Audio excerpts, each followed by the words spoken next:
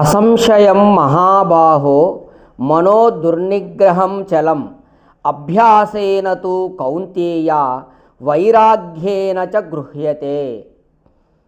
ధ్యానయోగము భగవద్గీత.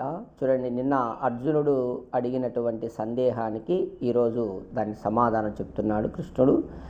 అర్జునుడు అడిగాడు, నా మనస్సు చాలా బలమైనటువంటిది, అలాగే దృఢమైనటువంటిది, అలాగే మిక్కిలి చంచలమైనటువంటిది, మరి ఈ మనస్సును నిగ్రహించడం ఎలా అని నిన్న అర్జునుడు అడిగితే దానికి సమాధానం చూడండి.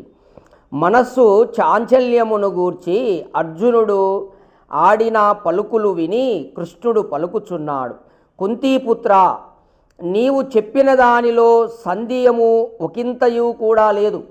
నువ్వు అడిగినటువంటి మాట ఉందే, అందులో కొంచెము కూడా సందేహమే లేదు. ఎందుకంటే మిక్కిలి చంచలమైనటువంటిదే మనసు. ఆ వాయువును మనము బంధించుట, నిగ్రహించుట ఎంత కష్టమో అంత కష్టం, కరెక్టే, అదేమో నిజమే. అయితే మనస్సును నిగ్రహించుట సులభము కాదు, అది అతి చంచలమైనదియే.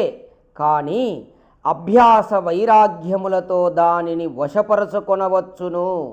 చూడండి, ఈ యొక్క మనసు చంచలమే, మిక్కిలి అతి చంచలమైనటువంటిది అయినప్పటికీ అభ్యాసము వైరాగ్యములచే ఆ మనస్సును మనము వశపరచుకొనవచ్చును. చూడండి, చక్కగా చెప్తున్నాడు కృష్ణుడు. నిరంతరము మనము అభ్యాసము చేయడము, అలాగే వైరాగ్యముల చేత ఆ మనస్సును మనం వశపరుచుకోవచ్చును. వైరాగ్యము లేకుండా ఏ ఒక్కరి మనస్సు కూడా వశంలోకి రాదు. కాబట్టి ఈ రెండు మనస్సును వశం చేసుకోవడానికి ముఖ్యమైనటువంటి సాధనములు అభ్యాసము, వైరాగ్యము. ఓం.